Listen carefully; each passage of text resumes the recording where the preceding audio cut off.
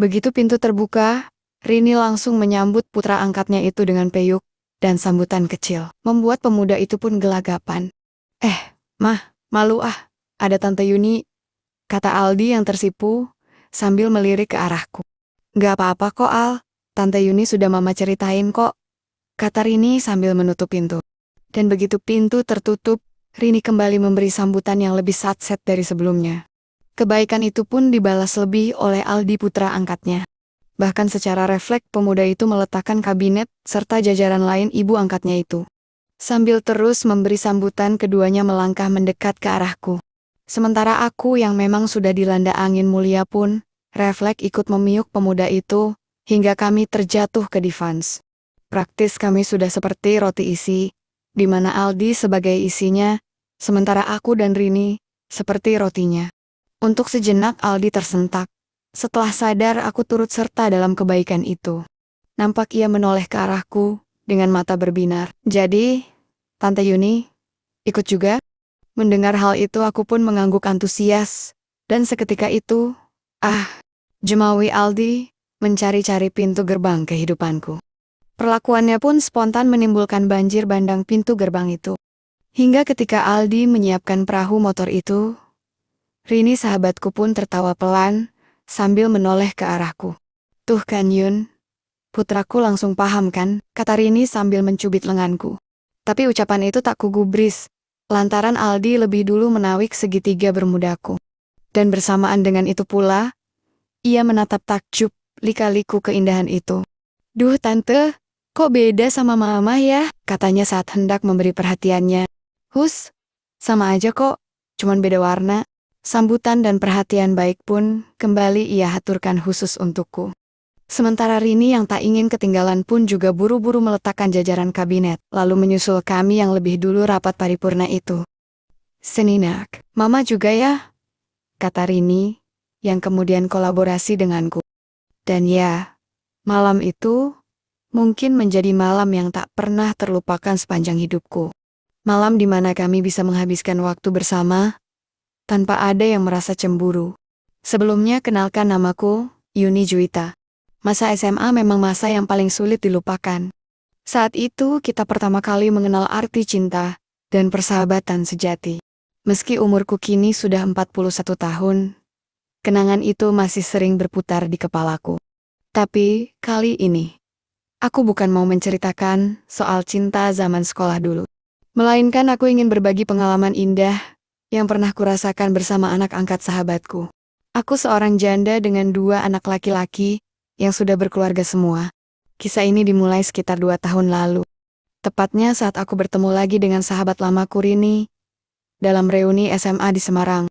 Kami berteman akrab sejak kelas 1 SMA, sampai akhirnya berpisah, di mana aku ikut suami yang kini jadi mantan suami ke Bogor, sementara Rini tetap di kota kami dulu. Tapi ternyata nasib kami hampir mirip. Ya, kami sama-sama janda. Bedanya, suami Rini meninggal dunia, sedangkan suamiku memilih pergi dengan perempuan lain. Dari obrolan saat reuni itu, ku tahu Rini kini memiliki warung makan sederhana di pinggir kota. Dulu perawakannya ramping bak model, dan saat itu, aku baru mengerti. Pantas saja dulu dia sering juara lomba kebaya di sekolah. Dan saat bertemu lagi dengannya, rupanya perawakannya pun tak banyak berubah. Hanya saja lebih berisi dengan lika-liku yang malah makin menggoda. Rini sendiri sudah 15 tahun menjanda. Perceraiannya berjalan baik-baik saja, tapi sering bertengkar dulu gara-gara anak laki-laki tunggal mereka yang agak bandel. Anak itu kini sudah kelas 3 SMA, dan usianya 18 tahun. Singkatnya, 6 bulan setelah reuni, kami saling tukar nomor WA. Hingga beberapa bulan kemudian, kebetulan aku ada urusan ke Semarang, sekalian menengok rumah warisan keluarga. Sehingga aku pun menghubungi Rini, dan kami pun janjian bertemu di warungnya. Pada hari yang telah ditentukan, sampailah aku di stasiun Tawang. Di sana aku langsung memesan taksi, lalu menuju penginapan. Dan karena masih terlalu pagi, aku pun mandi dulu. Baru kemudian dengan becak menuju Simpang 5, tempat warung Rini berada. Sesampainya di sana, nampak seorang pria sekitar 30-an, sedang menata meja. Dan begitu masuk, aku langsung melihat Rini di balik etalase. Dia pun sedikit kaget dengan kedatanganku yang tiba-tiba. Yun, akhirnya ketemu juga. Serunya sambil memiukku sejenak. Peyukan yang persis seperti saat kami masih SMA dulu. Kamu makin cantik aja toh, Rin, kataku sambil mencubit lengannya. Ah, kamu bisa aja, kamu sendiri masih singset juga kok, balasnya sambil melirikku dari atas sampai lainnya. Namanya juga janda, candaku sambil tertawa. Iya nih, sama-sama janda. Sesepian dong ya. Hus jangan sampai kedengeran si Tarmin tuh, katanya pelan, sambil menoleh pria tadi, yang ternyata adalah pembantunya. Jadi, dia pembantumu? Iya, tapi juga ada Siti juga kok. Lagi belanja, bentar lagi datang. Jawab Rini, sambil mengajakku duduk di dalam. Semakin siang warung pun makin ramai. Kami asyik ngobrol, tertawa-tawa. Sampai akhirnya, Rini bertanya dengan nada genit. Yun, kita ini kan sama-sama janda. Kalau kamu lagi ingin, gimana ngatasinya? Ya seringlah, tapi mau gimana lagi? Jawabku sambil malu-malu. Rini tertawa pelan sambil mencubit lenganku. Ya sama kayak aku. Cuman, belum sempat Rini menyelesaikan kalimatnya, tiba-tiba Siti datang. Burin, Mas Aldi nyariin di dalam. Ia lantas beranjak. Bentar ya Yun, aku nemui Aldi dulu. Melihat Rini yang sepertinya sibuk, aku jadi sungkan. Sehingga aku putuskan untuk pulang. Ya udah, aku pulang juga ya. Oh ya, nanti sore kamu mampir ke penginapanku aja. Makasih juga loh ya, sotonya enak banget, kataku sambil menyalaminya. Oh iya, jam 2 siang mungkin aku ke sana, jawabnya. Dan sebelum aku pergi, kami sempat cipika-cipiki lagi sebelum berpisah. Di depan warung, kulihat ada seorang pemuda kurus, berkulit sawo matang, dengan perawakan yang lumayan. Wajahnya sih biasa saja, tapi tatapannya ke arahku, ya ampun, penuh dengan tanda tanya. Kuperkirakan itu pasti Aldi lantaran nampak Rini menggandeng mesra, sambil tersenyum saat aku hendak pergi. Singkat kata aku sampai di penginapan sekitar jam 1 siang. Bersamaan dengan itu pula, ku ganti baju formal dengan yang agak wetat kegemaranku. Yang pasti bikin membuat netra siapapun, terutama pria susah berkedip. Bahkan Rumboy yang kebetulan mengantar makan siang pun, sampai salah tingkah, lantaran bolak-balik curi pandang ke arahku. Dan tepat jam 2 kurang 5 menit, pintu pun diketuk. Dari celah pintu nampak Rini berdiri, dan aku pun segera mempersilahkannya masuk dengan membawa sedikit oleh-oleh untukku. Ini martabak telur buat ngemil malam nanti, katanya sambil rebahan di divansku. Makasih, tapi sebenarnya aku lebih ngarep ada teman lain buat malam ini, kataku sambil ikut rebahan di sampingnya. Entah kenapa obrolan itu langsung mengarah ke Aldi. Rin, tadi itu Aldi siapa? Anak angkatmu? Rini tersenyum nakal. Iya, anak angkatku, yang suka nemenin aku, tapi kadang aku yang nemenin. Hihi. Anak tapi mesra, tanyaku penasaran. Betul, buat hilangin sepi, katanya sambil mencubitku. Dia kemudian cerita panjang lebar. Dan saat itulah, ku tahu, jika Aldi merupakan pemuda asal Kudus. Usianya hampir 22 tahun, tapi sudah 6 tahun kuliah, dan mungkin akan menjadi mahasiswa abadi katanya. Pertama ketemu di warung, dan lambat laun, sering datang. Rini bilang, pemuda itu lucu, nyambung diajak ngobrol. Bahkan lama-lama justru menunjukkan ketertarikan yang jelas, padahal usianya sama seperti anaknya sendiri. Bahkan dari sana pula, Rini juga sempat menceritakan pertama kali mereka menunaikan ibadah pasutri bersama. Di rumahnya yang sepi di perumahan atas kota, mungkin menjadi saksi bisu keduanya menghabiskan malam bersama. Sejak itulah dia mendaftarkan Aldi sebagai keponakan yang numpang tinggal di rumahnya, dengan alasan kuliah. Terus, gimana rasanya Rin? Tanyaku yang mulai panas dingin, mendengar ceritanya. Jangan ditanya Yun, namanya anak muda, sahutnya sambil nyengir. Mendengar itu gelenyar aneh dalam diriku pun timbul. Terus, kalau misalnya aku pinjem Aldinya, apa boleh? Atau kita bisa sama-sama aja di sini? Padahal saat itu aku hanya bercanda setengah serius, tapi Rini justru mengangguk setuju dengan usulan itu. Kamu? Beneran Yun? Mendengar respon Rini, aku pun mengangguk. Dan bersamaan dengan itu pula, ia langsung menelpon putra angkatnya itu. Nak, Mama lagi sama Tante Yuni, yang kamu lihat tadi pagi. Kamu bisa kesini nggak? Begitulah percakapan Rini dan putra angkatnya itu. Dan setelah telepon ditutup, aku pun segera merapikan kamar sementara Rini memilih mandi, lalu duduk menunggu sambil ngobrol. Hingga tak lama kemudian, pintu pun diketuk lagi. Dan begitu pintu terbuka, Rini langsung menyambut Aldi dengan peyuk, dan sambutan kecil membuat Aldi gelagapan.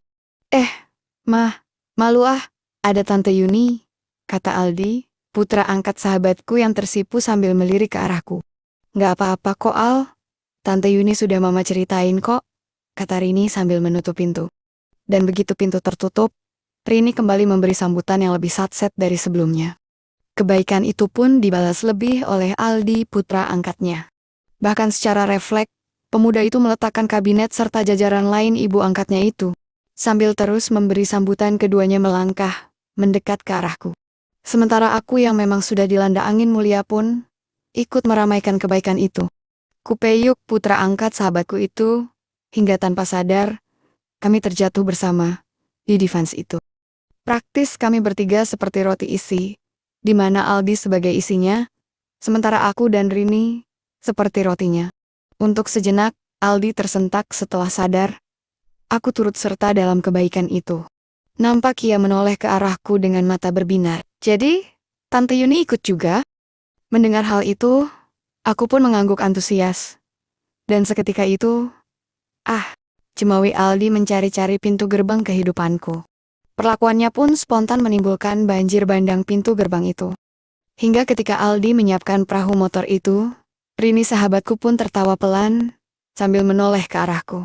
Tuh kan Yun, putraku langsung paham kan, kata Rini sambil mencubit lenganku. Tapi ucapan itu tak kugubris, lantaran Aldi lebih dulu menawik segitiga bermudaku. Dan bersamaan dengan itu pula, ia menatap takjub lika-liku keindahan itu. Duh Tan, kok beda sama mama ya? Katanya, saat hendak memberi perhatiannya. Hus, sama aja kok, cuman beda warna. Sambutan demi sambutan kembali ia haturkan khusus untukku. Sementara Rini yang tak ingin ketinggalan pun juga buru-buru meletakkan jajaran kabinet, lalu menyusul kami yang lebih dulu rapat paripurna itu. Sini nak, mama juga ya, kata Rini, yang kemudian kolaborasi denganku. Dan akhirnya, malam itu, kami pun larut dalam kebaikan yang tak pernah terpikirkan sebelumnya. Kuakui Aldi memang satset seperti yang diceritakan Rini. Bukan hanya karena usianya yang muda, tapi dia juga bisa memahami keperluanku itu. Baik aku dan Rini pun saling gotong royong membantu, membawa Aldi pada langit ketujuh. Terkadang aku yang mengemudikan perahu motor dan Rini yang memberi dukungan, dan terkadang pula justru sebaliknya. Ruangan itu pun penuh gema kebaikan dan tawa kecil kami bersama. Bahkan ketika Aldi hendak tiba pada tujuan negara, aku dan Rini pun begitu antusias menerima pundi-pundi kebaikan negara. Untuk sejenak, kami sama-sama terdiam dengan deru angin yang masih memburu. Sungguh aku benar-benar terkesima pada kebaikan putra angkat sahabatku itu. Tapi entah kenapa, setelah semua kebaikan itu berakhir, aku merasakan ada sesuatu yang bergetar di benakku.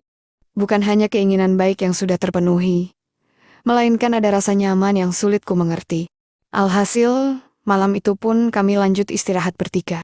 Dan tentu saja, diselingi beberapa kali rapat paripurna ceria. Sampai pada pagi harinya, Aldi bangun lebih dulu untuk membuat kopi untuk kami. Anehnya, saat Rini ke kamar mandi, Aldi justru mendekatiku sambil berkata, "Tante, kalau misalnya besok-besok, Aldi sama Tante aja gimana?" Aku sedikit terheran sejenak, tapi tak ayal aku pun tersenyum. Tapi hati ini mulai bertanya-tanya, apa ini hanya petualangan baik semata? Atau ada perasaan lain untuknya? Singkat kata, beberapa hari setelah pertemuan itu, aku pun pulang ke Bogor dengan perasaan campur aduk. Selama di perjalanan, aku masih ingat betul bagaimana perlakuan Aldi, semangat juangnya, serta perhatian-perhatian lainnya. Bahkan sejak itu pula, setiap malam, jika kebetulan aku sendirian di kamar, pikiranku sering melayang ke wajahnya yang tersipu. Bahkan, seruan baiknya saat tiba pada puncak malam itu. Kami juga sempat bertukar nomor WA sesaat sebelum berpisah di penginapan waktu lalu. Awalnya sih hanya sekedar salam sapa biasa, tapi lambat laun obrolan kami justru berlanjut pada hal yang lebih personal. Aldi sering curhat soal kuliahnya yang mandek. Dan aku pun mendengarkan, Mendengarkan curhatan itu seperti seorang kakak, atau mungkin lebih dari itu.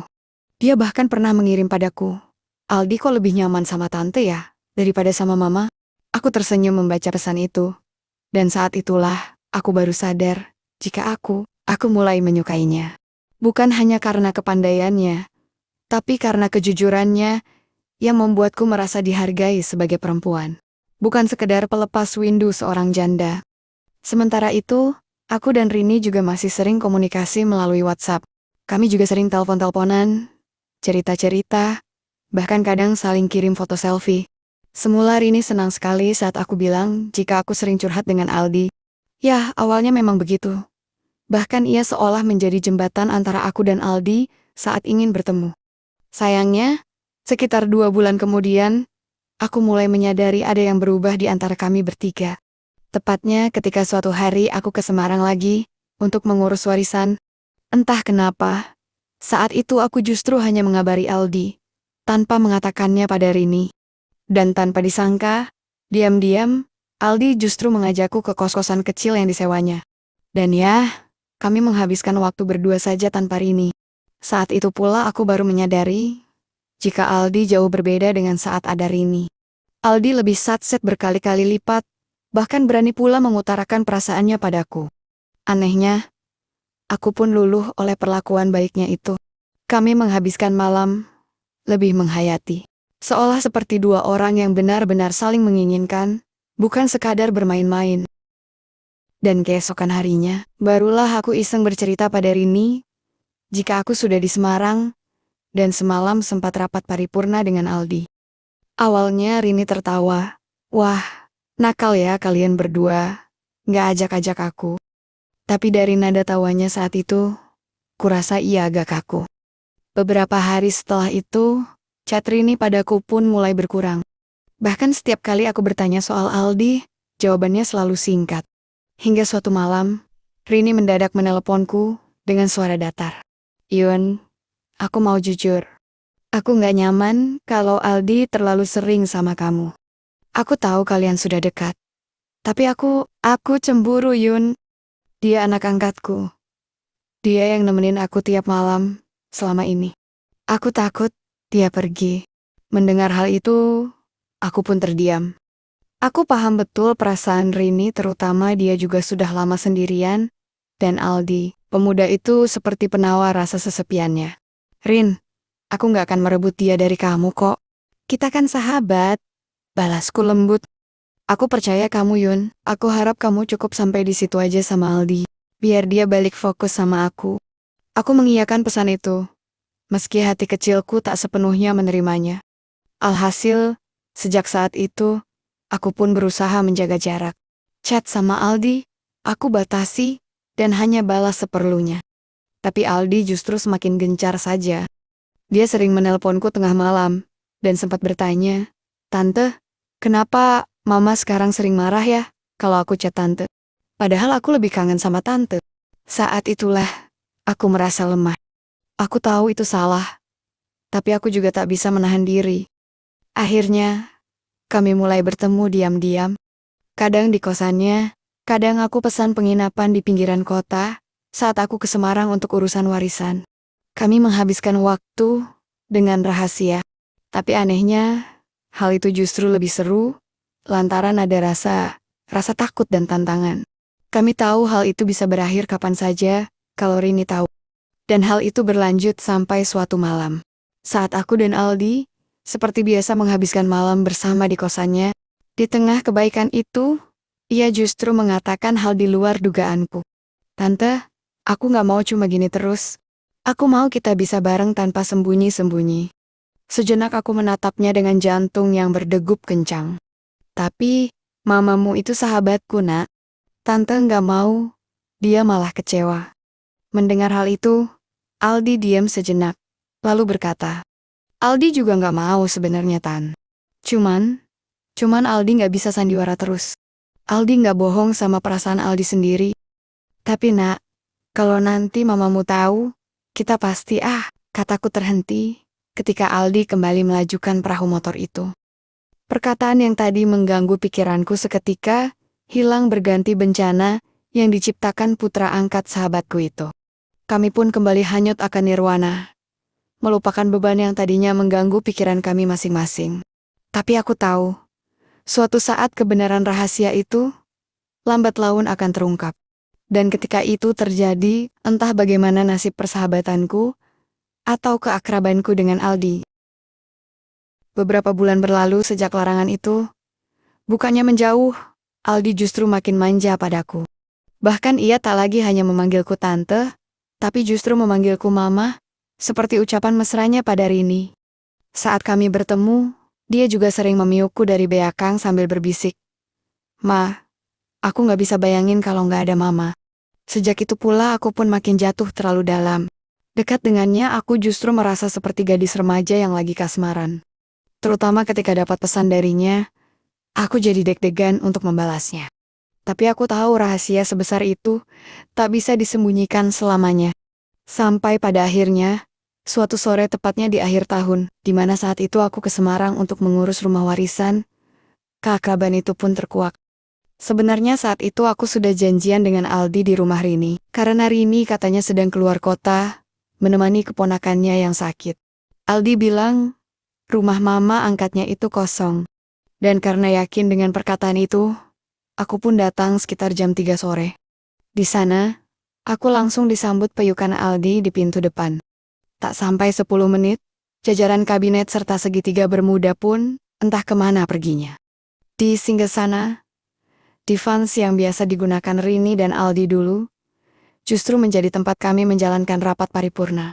Malam itu baik aku dan Aldi pun benar-benar hanyut akan nirwana. Aldi begitu antusias, mungkin karena sudah 2 minggu tak bertemu. Dia naik tahta bahkan berulang kali melajukan perahu motor menuju samudra.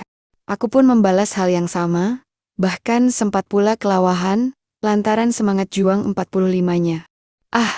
Seruan kebaikan pun bergema tanpa bisa menahannya. Berbagai varian motor pun dijalankan demi kebaikan bersama. Hingga ketika ia hendak tiba pada tujuan mulia, "Tante, Aldi parkir di dalam ya?" Aku tak menjawab, tapi juga tak bisa menghalau pundi-pundi kebaikan itu yang memang terparkir rapi pada pintu gerbang negara. Sejenak suasana menjadi hening dan hanya deru angin yang terdengar. Kami bahkan masih sempat tertawa kecil mengingat apa yang baru dilalui, sebelum akhirnya tiba-tiba pintu kamar terbuka keras. Secara bersamaan, kami pun menoleh. Jantungku serasa berhenti berdetak saat kudapati Rini berdiri di ambang pintu. Tasnya jatuh ke lantai, dengan pandangan yang jelas tertuju pada kami yang masih sedemikian rupa. Bahkan pundi-pundi kebaikan itu masih mengalir pintu gerbang dunia. "Rini," kataku dengan suara serak, sambil buru-buru membereskan negara. Begitupun dengan Aldi yang juga panik lalu duduk dan berkata, Aku bisa jelasin mah," katanya, tapi Rini terlanjur menangis. Tangisnya bukan tangis biasa, melainkan tangisan marah, kecewa dan terluka. "Kalian di sini mulai kapan?" Kamu sahabatku sendiri, Yun. Bukannya aku sudah bilang jelas-jelas kemarin. Tapi kalian malah..." Rini lantas maju lalu menampar Aldi keras, sampai pemuda itu terdiam. Sementara aku langsung menghampiri mereka dan berlutut pada Rini. "Rini, maaf, aku gak bermaksud bohongin kamu. Aku cuma apa? Cuma jatuh cinta sama anak angkatku." "Kamu sudah punya anak 2, Yun? Umurmu 2 kali lipat dari dia, apa kamu gak malu?" Kata-kata itu pun begitu menusuk di relung hatiku. Aku memang tak bisa membantah, lantaran tahu aku salah, dan aku juga egois. Alhasil pertengkaran itu pun berlangsung lama. Bahkan Rini pun menangis histeris, sementara Aldi mencoba menenangkannya, meski sia-sia. Sampai akhirnya, "Iya Rin, kamu benar. Aku salah besar, dan gak pantas. Mulai sekarang, aku mundur. Aku gak akan hubungi Aldi lagi. Aku janji."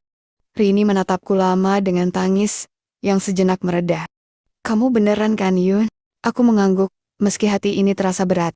Aldi menoleh padaku dengan mata yang memohon. "Tante, Aldi gak bisa." Aldi masih, ucapannya terhenti ketika aku mengangkat tangan. "Sudah nak, kita harus berhenti," kataku. yang kemudian pergi setelah jajaran kabinet selesai kubereskan. Malam itu aku pulang ke penginapan dengan taksi, sendirian. Sesuai janjiku, aku memblokir nomor Aldi di mana-mana. Sejak saat itu, aku benar-benar menjauh. Tak ada lagi Semarang dalam rencana kunjunganku. Tak ada lagi nama Aldi di pikiranku. Dan setidaknya, aku berusaha sangat keras untuk melupakannya. Tapi di malam-malam sepi, saat aku dilanda windu, atau teringat peyukannya, aku hanya bisa menangis pelan seorang diri. Aku kembali menjadi wanita biasa. Persis seperti sebelum aku mengenal Aldi dulu. Aku juga mulai menyibukkan diri dengan membantu anak-anak mengurus rumah, terutama menemani cucu pertamaku yang baru lahir. Setidaknya hal itu bisa menjadi penawar windu terbaik, terutama setiap kali bergurau dengan mereka. Perlahan-lahan, bayangan Aldi pun mulai memudar. Aku mulai bisa tidur tanpa mimpi Aldi, bahkan mulai bisa tersenyum tanpa ada rasa bersalah yang mengintai. Hingga suatu sore, di akhir musim hujan, sekitar 8 bulan setelah kejadian itu, saat aku sibuk menyapu teras, mendadak ada mobil terparkir di depan rumahku. Jantungku kembali berdegup ketika kulihat Aldi berdiri di sana. Wajahnya lebih kurus dengan mata cekung, dan rambut agak gondrong tak terurus. Dia menggunakan jaket jeans lusuh, dan di tangannya membawa sebuah amplop coklat besar. "Aldi, kamu kenapa kesini, Nak?" kataku dengan suara sedikit bergetar. Dia menunduk lama lalu kemudian mengangkat wajahnya. "Tante, Mama sudah nggak ada." Mendengar hal itu, duniaku seolah berhenti berputar. Aldi lantas menceritakan semuanya. Rini sahabatku meninggal dunia 3 minggu sebelumnya, lantaran serangan jantung mendadak di tengah malam. Aldi yang menemukannya sudah tak bernafas saat dia bangun untuk minum air. Dokter bilang jantungnya memang sudah lemah sejak lama. Tapi Rini tak pernah cerita pada siapapun. Aldi tinggal sendirian di rumah itu sejak pemakaman mama angkatnya itu. Dan barulah beberapa hari kemudian, saat ia membersihkan semua barang Rini, dia menemukan sebuah amplop yang bertuliskan untuk Yuni. Aldi lantas menyerahkan amplop itu padaku dengan tangan gemetar. Aku membukanya di ruang tamu. Surat itu ditulis Rini sekitar beberapa bulan setelah pertengkaran kami, lantaran tanggalnya jelas tertera. "Yuni sahabatku, kalau kamu baca surat ini, berarti aku sudah pergi duluan. Maafkan aku yang dulu egois, cemburu dan pernah berkata kasar. Aku tahu, aku salah. Tapi setelah kamu pergi malam itu, aku banyak berpikir. Aku sadar, aku cuma takut kehilangan satu-satunya hiburan yang aku punya. Tapi aku juga sadar, Aldi sebenarnya lebih bahagia kalau sama kamu. Aku lihat matanya berubah sejak bertemu kamu. Dia lebih sering tersenyum, lebih semangat kuliah lagi, bahkan mulai serius mikir masa depan. Aku gak pernah bisa kasih itu buat dia. Aku cuma kasih dia tempat berteduh sementara. Yun, aku titip Aldi ya. Dia masih muda. Dia butuh seseorang yang bisa membimbingnya. Aku tahu kamu bisa. Kamu lebih kuat, lebih bijak, lebih penuh kasih daripada aku. Aku restui kalian. Benar-benar dari hati yang paling dalam. Jangan sia-siakan kebahagiaan kalian hanya karena rasa bersalah ke aku. Aku sudah bahagia selama ini, karena kalian berdua pernah ada dalam hidupku." Air mataku menetes deras membasahi kertas itu. Aldi lantas duduk di sebelahku. Bahkan dia juga menangis tanpa suara. Kami berpeyukan lama, tapi tanpa keinginan, melainkan duka dan kelegaan yang bercampur. Dan alhasil, sejak hari itu, Aldi sering datang ke Bogor. Awalnya hanya akhir pekan, lalu akhirnya memutuskan pindah dan melanjutkan kuliahnya di universitas dekat rumahku.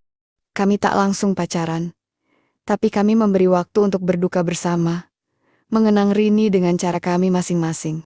Tapi cinta itu tak pernah benar-benar pergi. Perlahan, peyukan duka berubah jadi pelukan windu, hingga malam-malam kami kembali diisi rapat itu lagi.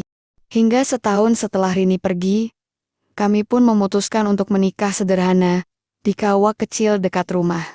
Hanya dihadiri anakku, beberapa saudara dekat, dan teman-teman Aldi dari kampus. Anak-anakku pun awalnya menentang keras, lantaran usia kami yang terpaut jauh, terutama dengan status jandaku dan latar belakang yang rumit. Tapi ketika aku melihat betapa Aldi menyayangiku, betapa dia hormat pada mereka, akhirnya mereka luluh. Kini, di usiaku yang sudah 45 tahun, aku hidup bersama suami yang 20 tahun lebih muda dariku. Orang-orang mungkin sering mencemooh di belakang kami, tapi kami tak peduli. Untuk Rini, sahabatku, terima kasih sudah merestui kami. Aku janji akan menjaga Aldi seumur hidupku. Dan aku tahu, dimanapun kamu sekarang, kamu pasti tersenyum melihat kami bahagia.